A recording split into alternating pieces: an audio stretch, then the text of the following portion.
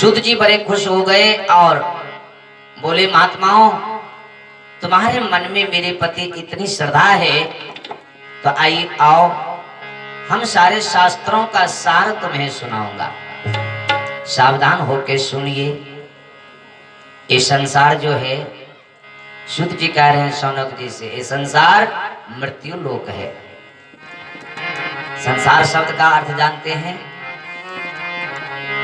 जो धीरे धीरे सरकता जाए उसका नाम संसार है। संसरति इति संसार। और सरकते सरकते धीरे धीरे काल के मुख में समा जाता है। पहले आप छोटे से बच्चे थे, फिर जवान हुए, फिर बूढ़े हो गए और एक दिन धीरे धीरे सरकते सरकते काल के मुख में समा जाएंगे। तो जो भी संसार में दिख रहा है केवल इस शरीर की बात ही नहीं है। ये ईंट पत्थर ये मकान जितने हैं, देखते हैं कितने रंगीन हैं, सभी एक दिन सरकते सरकते सरकते बदलते बदलते गिर जाएंगे। धीरे धीरे सब सरक रहे हैं, कोई नहीं यहाँ पर एक समान है। किसी को भी किसी चीज का एक जगह स्थिर रहना यहाँ पर नहीं है। कितनी भी इमारतें, भव्य भव्य इमारतें आप लोग देखे होंगे, इतनी बड़ी, इतना बड़ा किला सब अभी खंडहर बने पड़े हैं। तो सब सरकने वाली है। कहने का मतलब है दिखाई नहीं पड़ता, गति इतनी सूक्ष्म है। आप किसी व्यक्ति को निरंतर अपने साथ रखिए, उसे निहारते रहिए, तो हर समय या कितना देखते रहेंगे आप हर समय, तो आपको पता नहीं चलेगा कि कब बदल गया या कितना बदल गया। और उसी को 5 या 10 साल बाद देखेंगे तो कहेंगे, अरे आप तो बहुत मोटे हो गए हो, अरे तुम्हारे तो बाल सफेद हो गए, तुम्हारे तो दांत सफेद हो गए। इसका मतलब बदल तो हर क्षण रहे हैं, पर निरंतर देखते रहने से आपको समझ में नहीं आएगा। दाढ़ी है, आपने कटा लिया आज, इसको देखते रहिए तो आपको पता नहीं चलेगा, लेकिन रात भर के बाद सुबह में देखिए तो बढ़ गई है, बढ़ रही है, पता नहीं चलता है। आंखें गार के चाहे जितनी ध्यान से देखिए तो कब बड़ी हो गई आपको समझ में नहीं आएगा, कुछ समझ में नहीं आएगा। इसलिए इसका नाम श्रोता संसार है। हर चीज बदल रही है, पर बदलने की गति इतनी बारीक है, इतनी सूक्ष्म है कि आपकी समझ में नहीं आती है। कुछ कालांतर के बाद किसी को देखते हैं तब उसका परिवर्तन आपको दिखाई पड़ता है। ये तो बहुत बदल गया, इसलिए श्रोता इसका नाम संसार है। संसरति इति संसार। और हर वस्तु जो संसार में दिख रही है वो काल के गाल में जाने वाली है। काल ब्याल मुख ग्रास त्रास नीर ही तवे, श्रीमद् भागवतम शास्त्रम कलौ कीरेन भासितम।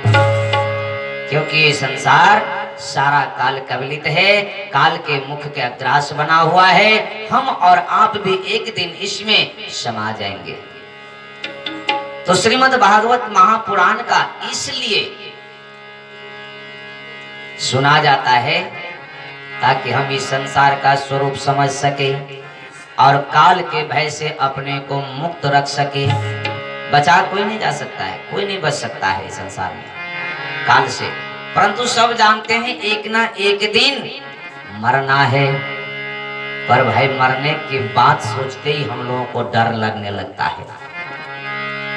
मौत इतना खतरनाक है, देखिए चटपट मौत आ जाए तो ठीक है, लेकिन डॉक्टर साहब कह दे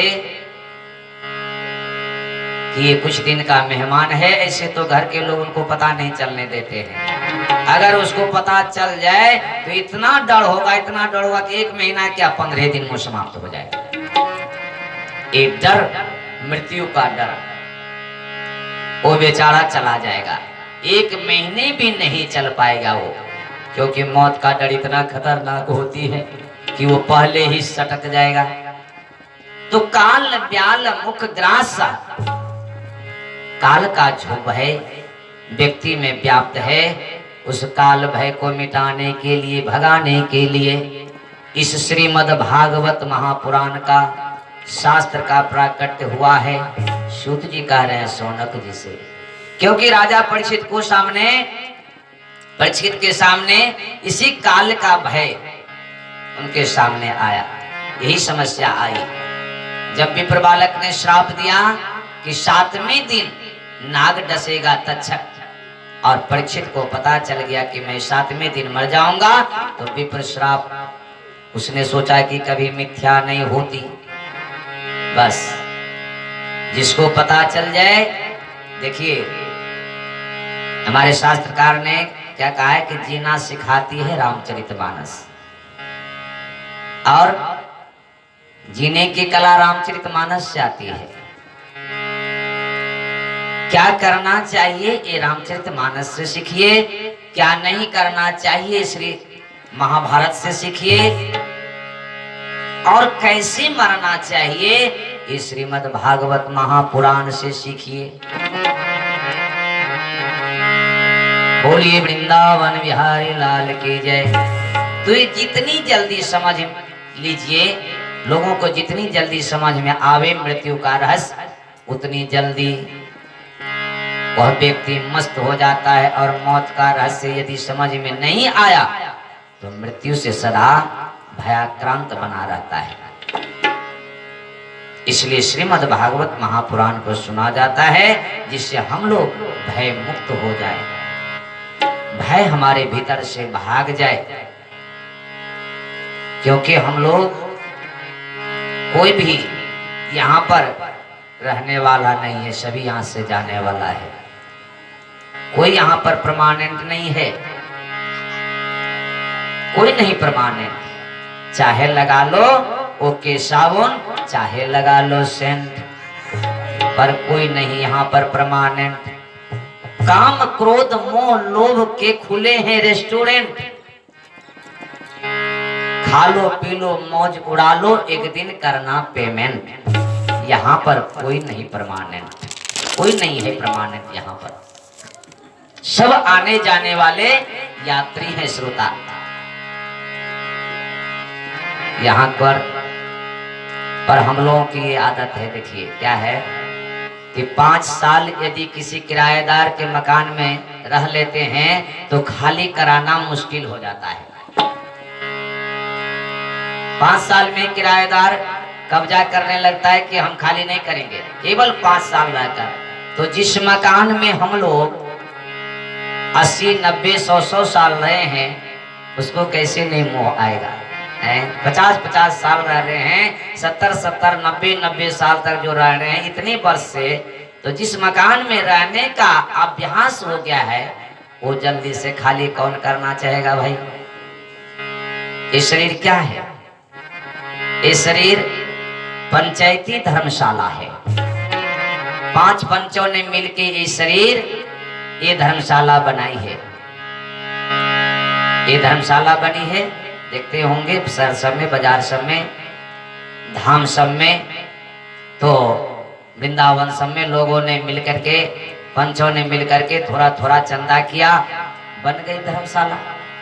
ऐसे ही ये शरीर रूपी धर्मशाला जो है हमारा, ये 5 पंचों ने मिलके बनाई है। किन पंचों ने? छिति जल पावक गगन समीरा,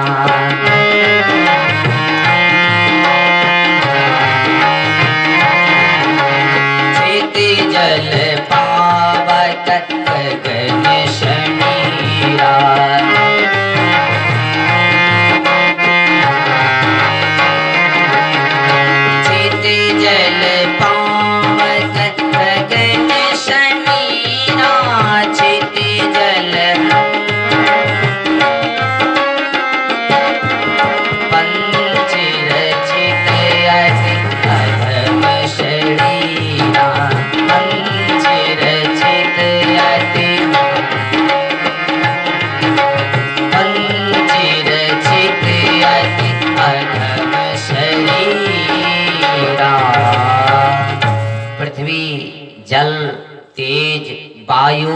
आकाश, इन महापंचभूतों ने थोड़ा थोड़ा अंश दे करके पंचायती धर्मशाला बना दिया। बोलिए आनंद कंद भगवान की जय। आप और हम इस धर्मशाला के किराएदार हैं। जिस तरह वो शहर में है किराएदार, उसी तरह हम लोग भी किराएदार हैं इसमें। जिसकी जितने दिन की बुकिंग है उतने दिन वह रह सकता है। अब आपने मान लीजिए कोई कथा कराने के लिए आप जरूर देखते होंगे सहरसा में बुकिंग कराते हैं 7 दिन की, 15 दिन की, 1 महीना की कराते हैं।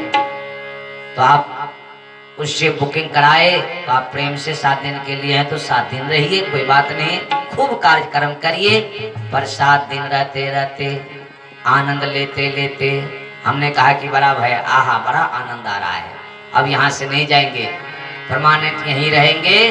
तो एक कमरा हम अब खाली नहीं करेंगे तो मैनेजर साहब आपको सूचना देगी, निमंत्रण निवेदन करेंगे,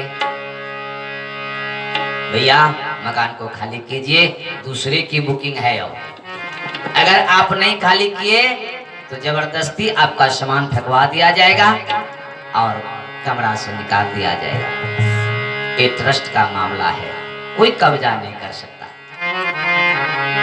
बोलिए वृंदावन बिहारी लाल की जय। परंतु हम लोग 70, 90, 100 साल तक जिस शरीर रूपी धर्मशाला में रह रहे हैं जल्दी से मकान खाली करना नहीं चाहते, धर्मशाला पर कब्जा किए बैठे हैं। हर व्यक्ति के देखिए श्रोता 2 पते होते हैं, एक नहीं 2 पते। अब कोई बाजार में रह रहे हैं, शहर में रह रहे हैं तो किराए में रह रहे हैं, वो अपना नहीं है घर।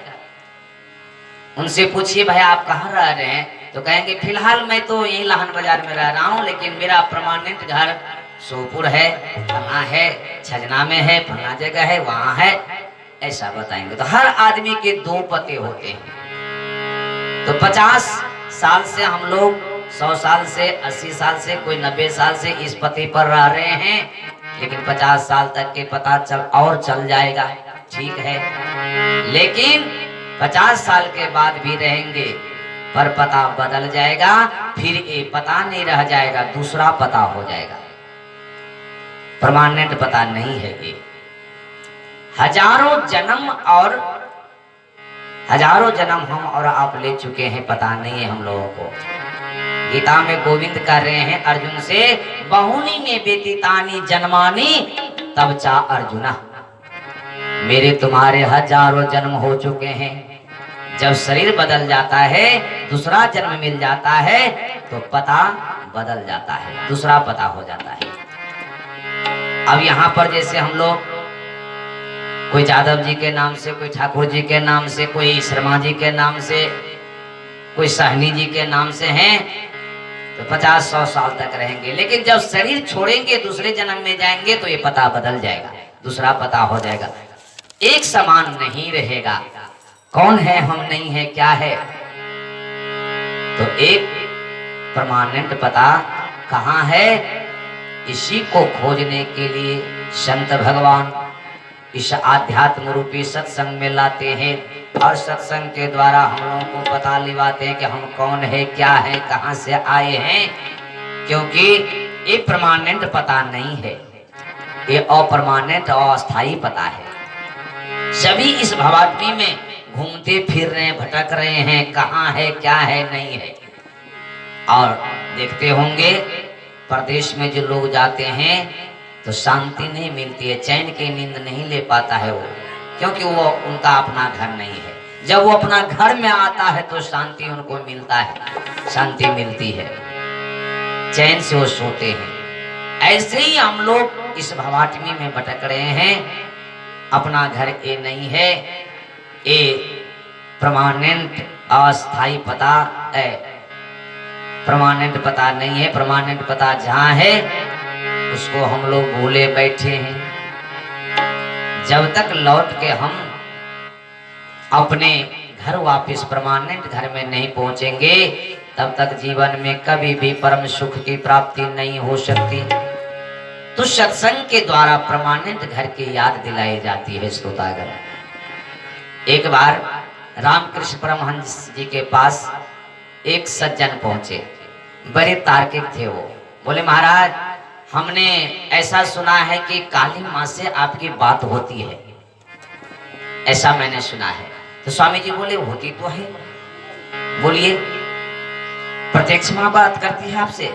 कहा हाँ प्रत्यक्ष बात करती है। बोले बिल्कुल ठीक है। अरे महाराज स्वामी जी तो कभी माँ से हमें भी बात तो करा दीजिए, हमें भी उनसे मिला दीजिए। तो परमहंस जी ने कहा कि हाँ क्यों नहीं, एकदम मिला देंगे, जरूर मिला देंगे। अरे महाराज बड़ी कृपा होगी हम पर।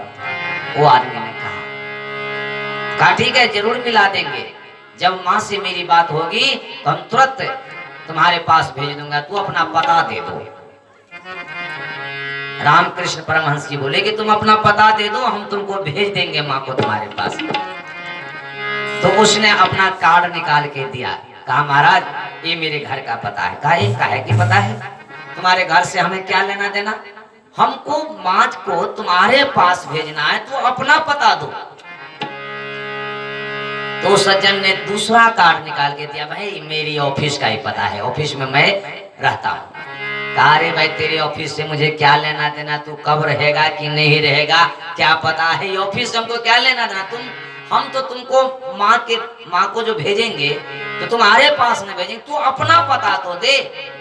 अब वो महाराज चकराया कि भाई दोनों पता दे दिया, घर का पता दिया, ऑफिस का पता दिया, अब क्या है मेरा पता। परमहंस जी ने कहा कि देखो भाई तुम अपना पता ठीक से खोजो, क्या है वो पता तुम दो, तो माँ को हम तेरे पास भेज देंगे, बात कर लेना। अब ये क्या है मेरा पता। रामकृष्ण परमहंस जी बोले कि तुम्हारा क्या ठिकाना है, तो ऑफिस में रहोगे कि नहीं रहोगे, कल रहोगे कि परसों रहोगे कि नहीं रहोगे, चले जाओगे। बड़ी गूढ़ बात है, बहुत दूर से कह रहे हैं, लेकिन उनके समझ में नहीं आया। श्रोता इसी तरह हम लोग परदेशी अपना पता भूल चुके हैं, और उस घर का पता बताने के लिए यही सत्संग में सावधान होकर के श्रवण किया जाता है, ताकि हम कौन है क्या है हमें अपने पहचान का पता चल जाए। तो इसी श्रीमद् भागवत का श्रवण करा के श्री सुखदेव जी महाराज ने 7 दिन में राजा परीक्षित को जीवन मुक्त कर दिया। और 7वें दिन परीक्षित कहने लगे महाराज मुझे लाखों तक्षक आके दंश कर ले, मुझे अब इसका कोई डर नहीं है, क्योंकि मुझ अविनाशी का किसी काल में कभी विनाश नहीं हो सकता, कभी परमात्मा, क्योंकि परमात्मा अविनाशी है और हम उस परमात्मा के पुत्र हैं, उस अमृत के पुत्र हैं। अमृतस्य पुत्राः वयम्,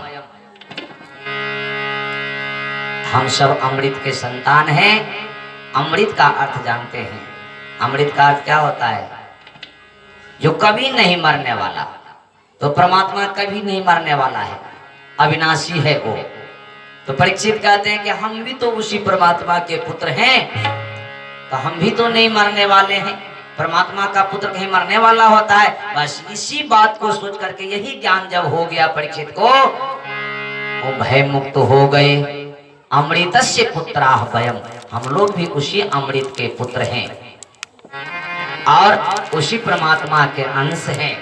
तो हम लोग भय से मुक्त होने के लिए इस श्रीमद् भागवत का प्रकट हुआ है। सूत जी कह रहे हैं शौनक जी, जो इस श्रीमद् भागवत को श्रवण कर लेगा वो इस भय से मुक्त हो जाएगा, क्योंकि हम उस परमात्मा के अंश हैं। हम मिटने वाले नहीं है, ये शरीर मिटने वाला है, शरीर नाशवान है, भीतर में जो सूक्ष्म शरीर है वो कभी नहीं मिटता है, उस परमात्मा का अंश है। गोस्वामी जी ने भी कहा है, ईश्वर अंश जीव अविनाशी,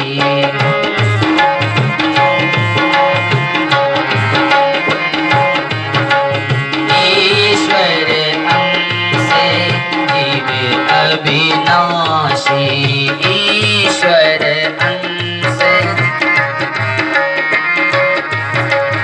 ईश्वर अंश जीव अविनाशी, ईश्वर अंश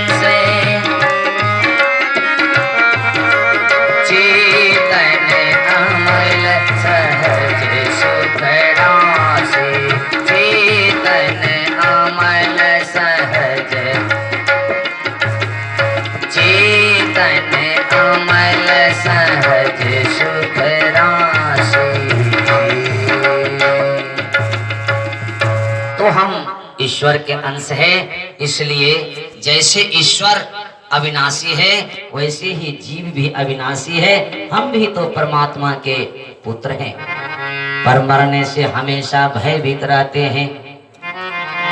और 7 दिन कथा सुना के जब राजा परीक्षित ने कहा कि मैं कभी नहीं मरूंगा, क्योंकि जो मरेगा वो मैं नहीं हूं, और वास्तव में जो हूं वो कभी मरने वाला नहीं है, बस यही ज्ञान हो गया। सुखदेव जी गदगद हो गए और परीक्षित भय मुक्त होकर के मुस्कुराते हुए भगवान में विलीन हो गए।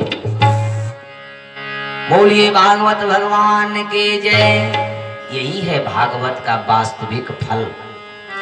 तो शौनक जी बोले महाराज, जब इतनी जोरदार ये भागवत की कथा है तो 7 दिन ही क्यों? अरे भाई, ये चटपट सुनाई जाती है 7 दिन में। भाई परीक्षित के पास तो 7 ही दिन थे, उनके पास समस्या थी। हम लोगों के पास तो कोई समस्या नहीं है। एक कथा 10 दिन 15 दिन 1 महीना क्यों ना हो। शौनक जी बोल रहे हैं सूत जी से, तो इस 7 दिन में क्यों चटपट सुनाई जाती है महाराज? तो सूत जी कहते हैं ऋषियों, ये परंपरा परीक्षित से ही प्रारंभ नहीं है।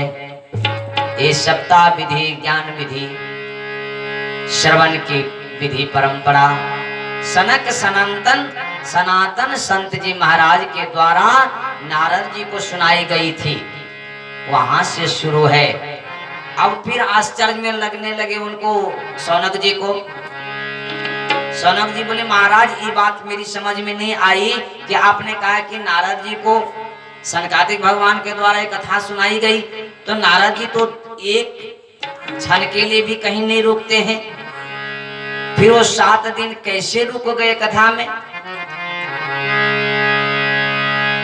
सुत जी बोले कि देखो, सारा संसार जानता है कि नारद जी 2 घड़ी से ज्यादा कहीं टिकने वाला सही में नहीं है। वो घुमक्कर महात्मा है, कहीं टिकने वाली नहीं है। तो कैसे उनको सुनाया गया?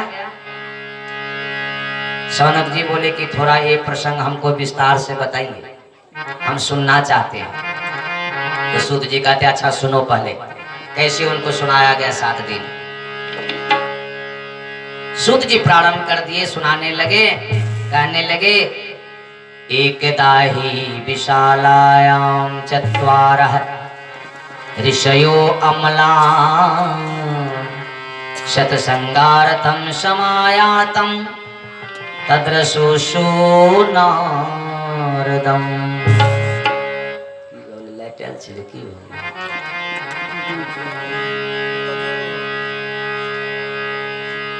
सूत जी कहने लगे कि एक दिन की बात है, ध्यान देंगे, एक दिन की बात है। बद्री विशाल में, बद्री नारायण में 4 भाई सनक सनंदन सनातन संत कुमार जी घूम रहे थे। कहां पर? तो बद्री विशाल में घूम रहे थे 4 भाई। क्यों घूम रहे थे? तो सत्संगार्थम समायाता, सत्संग करने की इच्छा से घूम रहे थे। घूमते घूमते क्या देखते हैं कि तद्रसु नारदम, दूर से नारद जी दिखाई दिए। नारद जी को देखते 4 भैया गदगद हो गए। बोले आज नारद जी से बढ़िया सत्संग होगा। सनकादिक भगवान सोच रहे हैं 4 भाई उस बद्री नारायण में कि आज नारद जी से मुलाकात हुई, बढ़िया सत्संग होगा। देखिए, आप जिस व्यसन के रोगी होंगे वही व्यसन आपको लग गया हो, कोई भी व्यसन आपको लग गया हो, और जिसका व्यसन है तो अगर नहीं मिला आपको तो बेचैनी होने लगती है। मान लीजिए कोई तंबाकू खाते हैं और उसको अगर नहीं मिला तो बेचैनी उनको होने लगती है। चाहे वो जहां भी जाए, सत्संग में जाए, विवाह शादी में जाए, कहीं भी जाए, तो अपने मतलब का वो आदमी ढूंढ ही लेता है। उसको मिल जाता है तो उसको जैसे लगता है कि प्राण मिल गया। और जिसको नहीं आदत है, अगर उसको एक चुटकी खिला दीजिए तो उसको चक्कर आएगा, वो गिर जाएगा, चक्कर आने लगेगा। तो हम जिस बेचने के आदी हैं उसी बेचने के मतलब के लोग को हम खोजते रहते हैं। तो नारद जी कौन चीज के बेचनी है? सनकादिक भगवान कौन चीज के बेचनी है? सत्संग के। क्योंकि उनका जीवन एकमात्र कथा, एकमात्र जीवन है। दिन रात उसको कथा सुनना यही जीवन है उनका। तो नारद जी को देख करके उसे लगा कि ये सत्संग के भाव से घूम रहे हैं, आज नारद जी से बढ़िया सत्संग होगा। नारद जी भागे भागे पहाड़ों में चले जा रहे हैं। चारों भाई आगे जा करके उनको घेरा।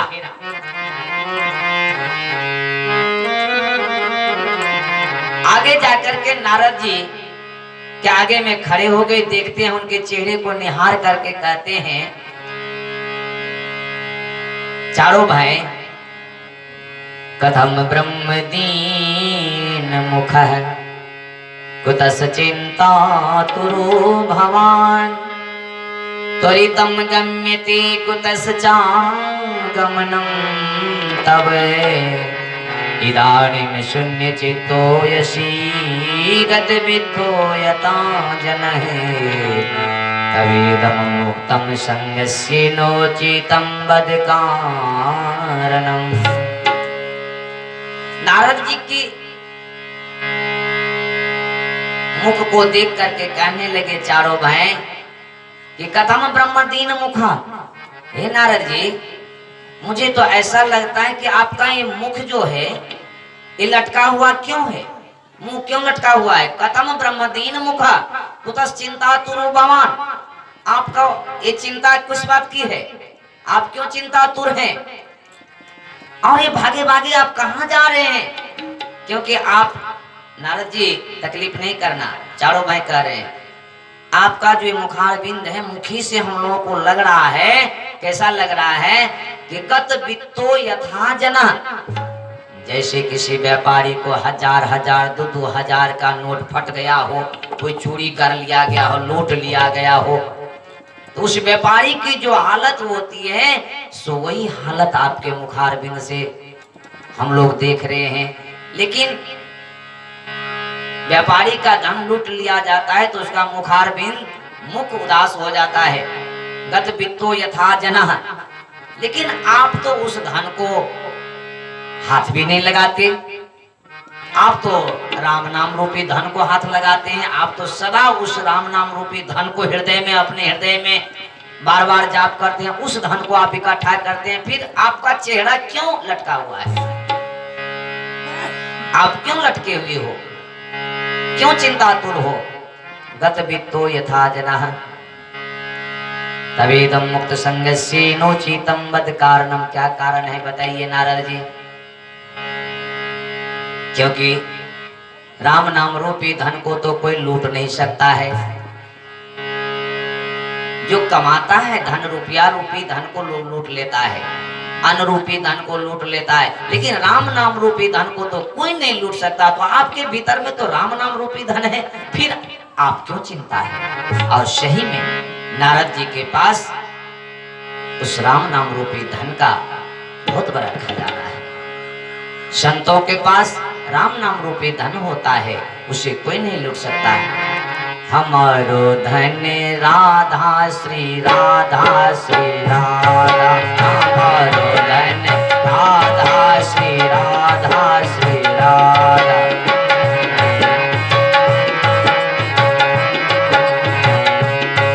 परम धन राधा श्री राधा श्री राधा, हमारो धन राधा राधा राधा राधा, हमारो धन बरसाने वाली राधा श्री राधा।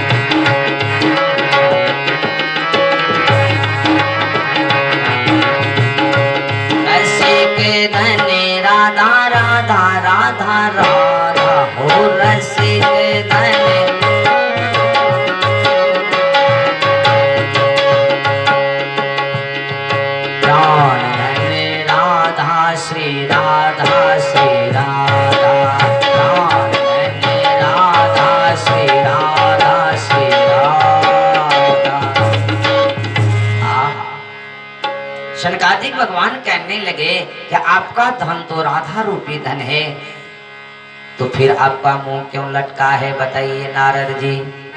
क्योंकि निर्धन तो संसार है, धनवंता नहीं कोई, धनवंता सोई जानिए जाके राम नाम धन हो।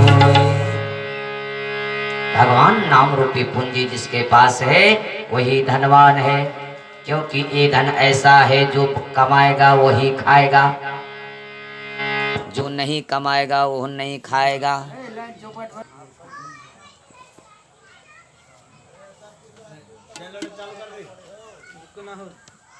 की जय, श्री वृंदावन बिहारी लाल की जय।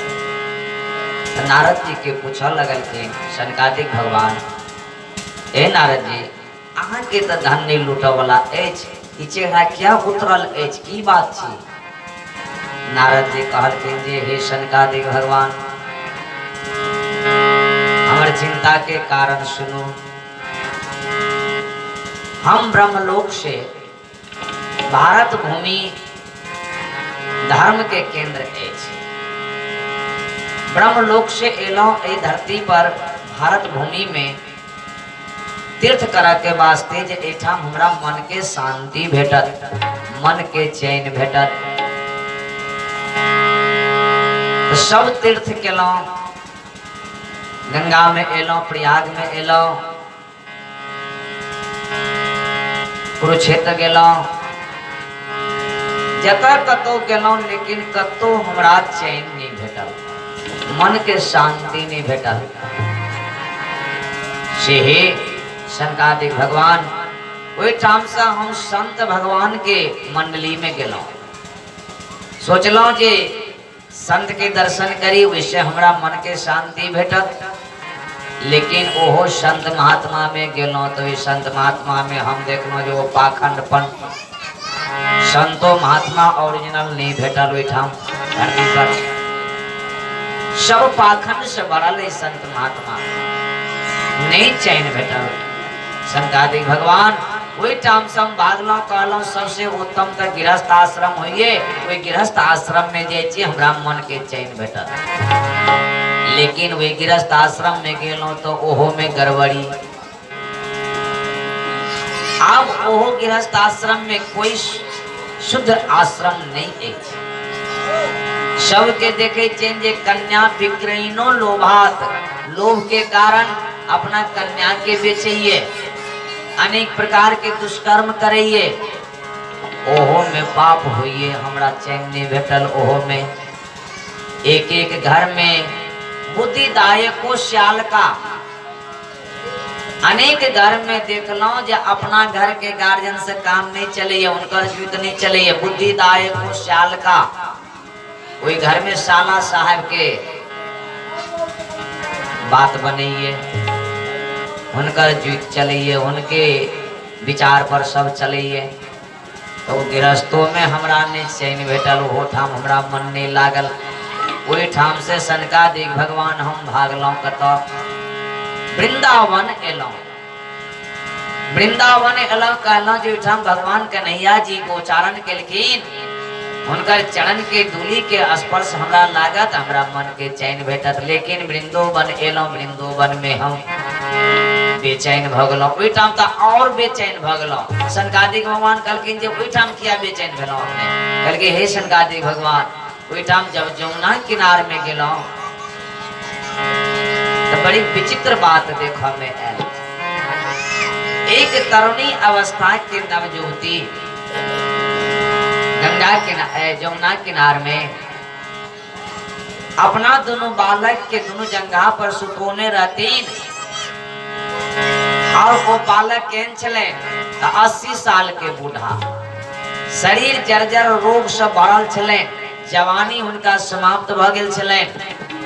अम्मा हुनकर 16 बरस के अवस्था के छली। हमरा आश्चर्य लागल, हे शनकादिक भगवान, होना तो ई चाहिए जे माँ 80 साल के रहबाक चाहिए, बूढ़ी रहबाक चाहिए, और बेटा 16 साल के रहबाक चाहिए, तब ने बढ़िया भेले।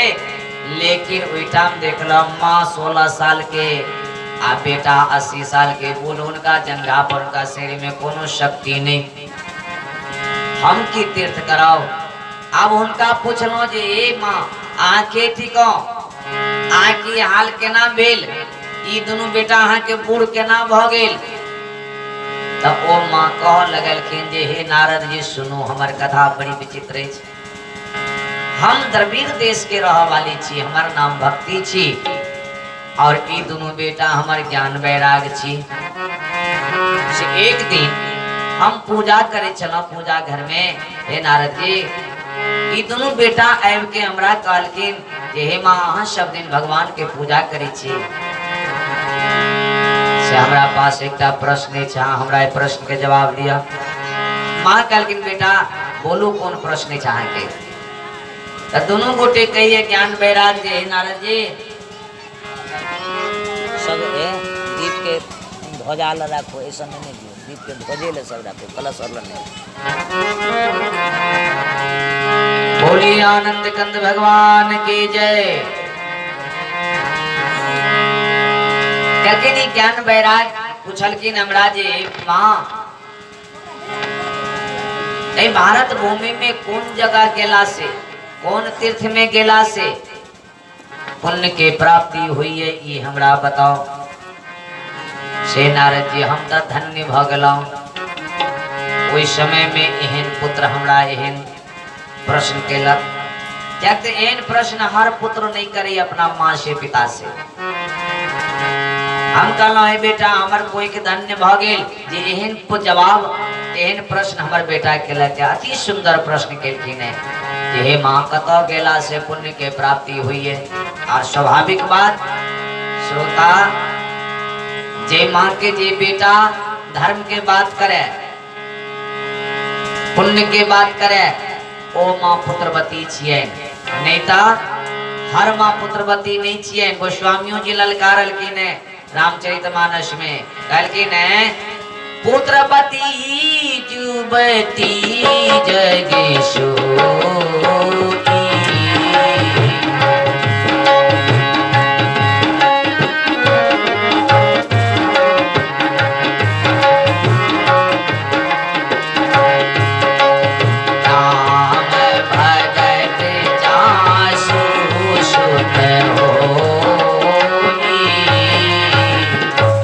पुत्रवती जुवती जग सोई, राम भगत जासु सुख हुई। पुत्रवती माँ व्याचती जिनकर पुत्र प्रभु के भक्त अछि, राम के भक्त अछि, कन्हैया के भक्त अछि, माता पिता के सेवा करिए, समाज के कल्याण करिए, वह माँ पुत्रवती छियै।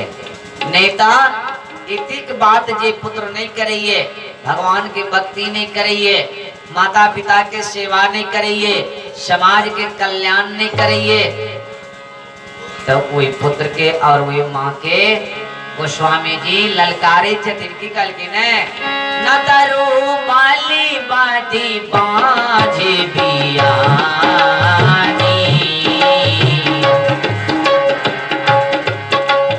राम विमुख सुति दीहित जानी, न तरु बलि बदी बाज बियानी। वो माँ केहन छथि जिनकर माँ पुण्य, जिनकर पुत्र पुण्य नहीं कमाइए, धर्म नहीं करिए, माता पिता के सेवा नहीं करिए, वो पुत्र के माँ केहन छियनि त न तरु बलि बदी बाज बियानी। तो स्वामी जी कहे छथिन नहीं तो वो बाजे रह जाए चाहे निमन, आ नहीं तो पुत्र के जन्म दिलिए ओ राम विमुख सुतते ही जाने, राम से विमुख जेना गाय भैंस बकरी इत्यादि बच्चा के जन्म दिए तो की कहे छिए वो बकरी बिये लिए, गाय बिये लेन है, भैंस बिये लेन है, उनका लेल वो शब्द अपशब्द नहीं हुई है। लेकिन अगर मानव के जे कह दिया ई शब्द तो बढ़िया लगते नहीं लगते, अपशब्द लगते। लोग कहते जय बाजे के ढंग नहीं चाहे ना बजे छे, मानव के लिए शब्द नहीं छी बियानी, जानवर के लिए थी गाय बियाल भैंस बियाल। लेकिन गोस्वामी जी कहे छथिन जिनकर पुत्र राम विमुख है, माता पिता के सेवा नहीं करिए, धर्म नहीं करिए तो ओ माँ वही जानवर के तरह पुत्र के जन्म दिलखिन, मानव की तरह नहीं जन्म दिलखिन। सिम्मा भक्ति के जतिन जे नारद जी हम तो धन्य भगलो ओई दिन हमार पुत्र कहलखिन जे कत गेला से पुण्य के प्राप्ति हुई है, हम पुत्रवती माँ बन गलो और बेटा के सलाह दिलो जे बेटा सुनो कत गेला से पुण्य के प्राप्ति हुई है, बहुत सुंदर धाम है छो। माँ कह लगलखिन वृंदावन शन मन नहीं, नंद ग्राम शने ग्राम, बंशी बट सन बट नहीं, कृष्ण नाम शन नाम। ए बेटा वृंदावन सन बन नहीं, वृंदावन का बन नहीं इसका तो, नंद ग्राम सन ग्राम, नंद ग्राम जका गाँव नहीं इसका तो, और बंसी बट सन बट नहीं, कोई बंसी बट जका रास्ता में चुकी हुई रास्ता में कन्हैया जी अपन चरण दिलखिन, और कृष्ण नाम सन नाम, भगवान के कृष्ण के नाम जका गोविंद के नाम जका कोनो नाम इस संसार में नहीं है। और सही में संत भगवान कहे छथिन हर पुराण कहिए कि भगवान के 24 अवतार मिलेन, वही 24 अवतार में दुईटा नाम सर्वोपरि जाप कर जोगे, साधना कर जोगे। कौन कौन? जग में सुंदर है दो नाम, दो नाम, चाहे कृष्ण कहो या राम, बोलो राम राम राम, बोलो राम श्याम श्याम।